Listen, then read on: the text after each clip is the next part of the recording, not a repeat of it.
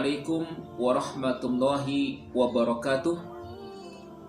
Bismillah, walhamdulillah, wassalatu wassalamu ala rasulillah Sayyidina Muhammad ibn Abdullah sallallahu alaihi wa ala alihi wa sahbihi wassalam.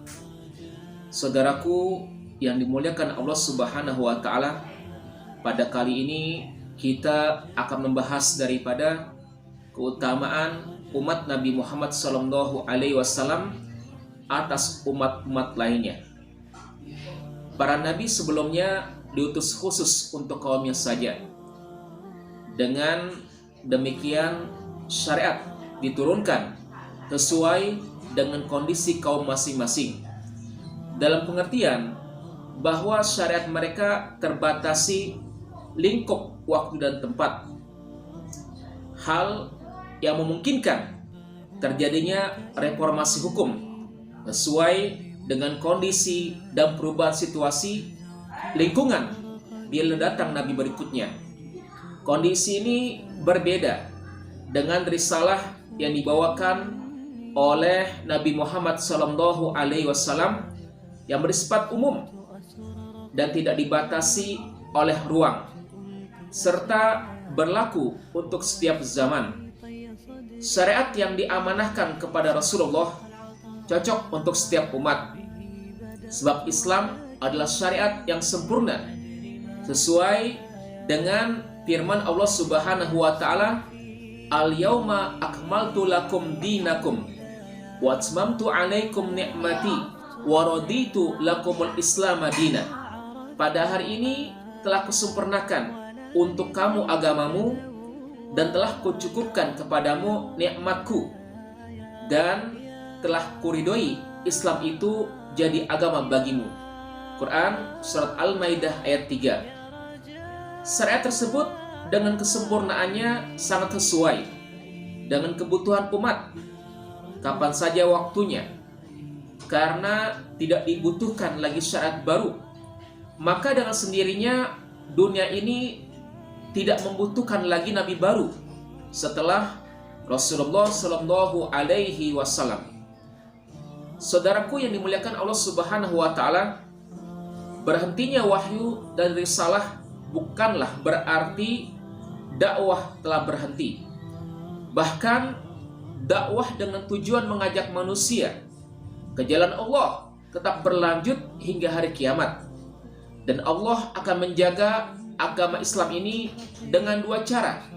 Antara lain, Allah akan menjaga kitab suci Al-Quran dari pengurangan, penggantian, penambahan, dan perubahan, serta upaya lainnya yang berhubungan dengan keaslian Al-Quran.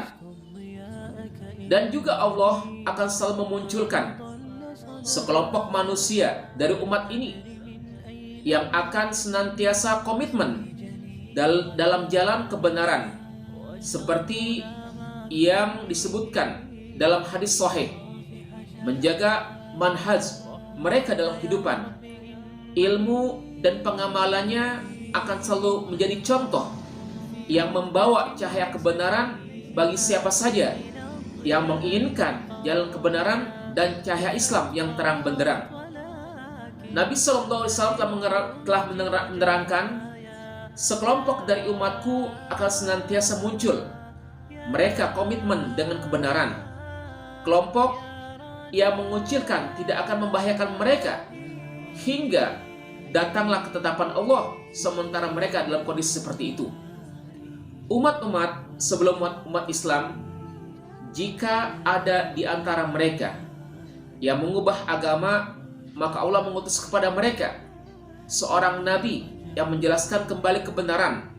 Sementara umat Nabi Muhammad, umat ini tidak mempunyai lagi nabi setelah Nabi Muhammad sallallahu alaihi wasallam. Karena kemaksuman, umat ini menggantikan jabatan kenabian. Setiap kali ada di antara umat ini yang mengubah agama, maka Allah akan memunculkan generasi yang meluruskan kesalahan dan kekeliruan tersebut, karena umat ini tidak akan kompak dalam masa kesesatan dan kesalahan. Berdasarkan pembahasan di atas nampak dengan jelas keutamaan umat ini. Keutamaan umat Nabi Muhammad SAW tatkala dijadikan sebagai umat pengemban risalah kenabian terakhir. Keutamaan umat ini karena risalah penutup ini dapat disimpulkan oleh 3 poin berikut. Pertama, memuliakan umat Islam karena mereka adalah umat yang mampu hidup berlandaskan Al-Quran, sunnah Nabi yang suci, dan jalan salafus soleh ridwanullahi ala alamin.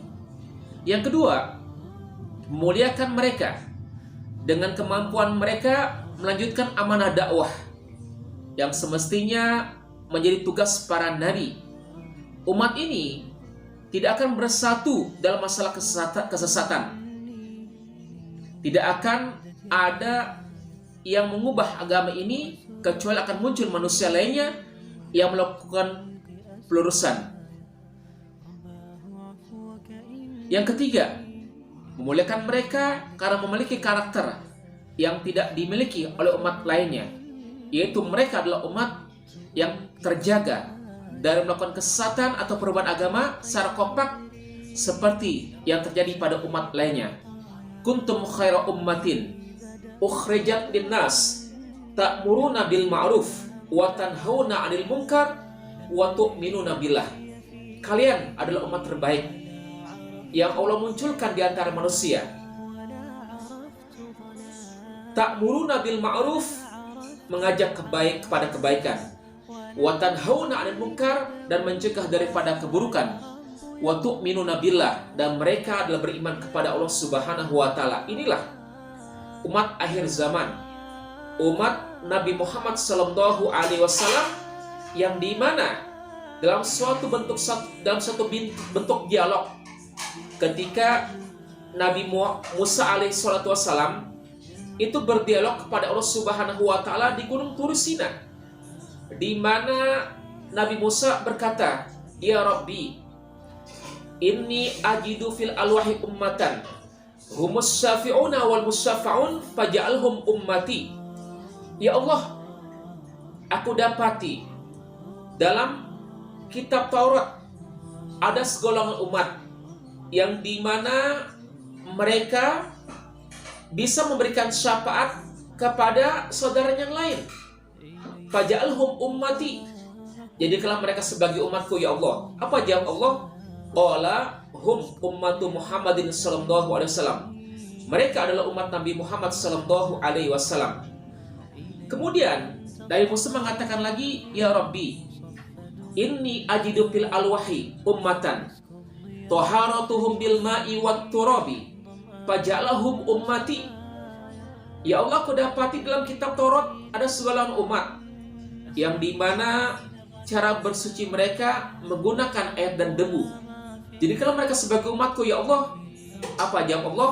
Qala hum ummatu Muhammadin sallallahu alaihi wasallam. Mereka adalah umat Nabi Muhammad sallallahu alaihi wasallam. Kemudian Nabi Musa mengatakan lagi, "Ya Rabbi, inni ajidu fil alwahi ummatan hum khairul umam ya'muruna bil ma'ruf wa yanhauna 'anil munkar faj'alhum ummati." Ya Allah, aku dapati dalam kitab Taurat ada segolongan umat terbaik. Mereka mengajak kepada kebaikan, mencegah daripada kemungkaran. Jadi kalau mereka sebagai umatku ya Allah, apa jawab Allah? Qala hum ummatu Muhammadin sallallahu alaihi wasallam. Mereka adalah umat Nabi Muhammad sallallahu alaihi wasallam. Kemudian Nabi Musa berangan-angan ingin menjadi umat Nabi Muhammad sallallahu alaihi wasallam. Kemudian Allah mengatakan, "Ya Musa, inni stopaituka 'alan nasi bi risalati wa bi kalami. Fa khudh ma ataituka wa kum minas syakirin." Ya Musa, sesungguhnya aku telah memilih engkau dari manusia untuk mengemban risalahku. Wa kum minas syakirin, maka jadilah engkau orang yang bersyukur. Maka inilah Nabi Musa alaihissalatu wassalam merupakan satu nabi yang punya keinginan untuk menjadi umat Nabi Muhammad, tapi Allah katakan, "Bersyukurlah ya Musa, karena engkau terpilih sebagai nabiku, engkau terpilih sebagai seorang Rasul yang bisa mengemban daripada risalah Allah Subhanahu wa Ta'ala. Sebaliknya bagi kita, wahai ibadallah, wahai hamba Allah, sebagai umat akhir zaman, sebagai umat Nabi Muhammad SAW, maka daripada risalah dakwah tersebut berada di pundak kita. Mampukah bagi kita untuk mengemban risalah ini? Mampukah bagi kita untuk terus meneruskan daripada perjuangan Nabi Muhammad SAW untuk meninggikan kalimat Allah, untuk memberikan kebaikan bagi umat ini, untuk menyampaikan risalah dakwah ini yang semuanya tugas-tugas masing-masing itu berada di pundak kita, siapapun dia, sebagai seorang presidenkah, sebagai seorang pejabatkah, sebagai seorang pemimpin-kah, sebagai seorang ulamakah, sebagai seorang yang punya kedudukan di antara para karyawannya atau lain sebagainya, maka wajib bagi mereka masing-masing sebagai umat Rasulullah untuk menyampaikan dakwah ini sesuai dengan kapasitas mereka, sesuai kemampuan mereka. Bagi mereka yang diberikan suatu bentuk kemampuan, bahkan mereka sebagai kepala keluarga, mereka pun bisa menyampaikan risalah dakwah ini kepada keluarga mereka. Semoga Allah Subhanahu wa Ta'ala senantiasa memberikan keberkahan kepada kita semua dan memberikan kebaikan kepada kita semua dengan mengemban amanah dakwah ini. Assalamualaikum warahmatullahi wabarakatuh.